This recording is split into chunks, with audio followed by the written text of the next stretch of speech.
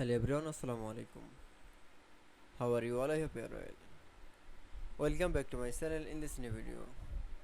Today's video, how to make shortcut question symbol in Microsoft Word.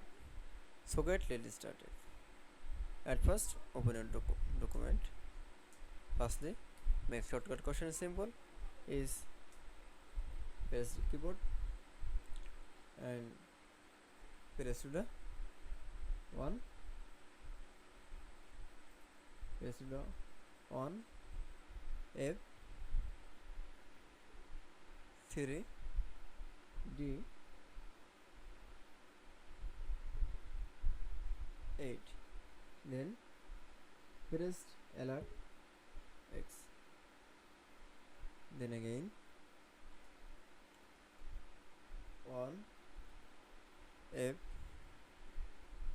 3 D 8, then now press to the folder X. It's okay. Then I show the question symbol is MS Word.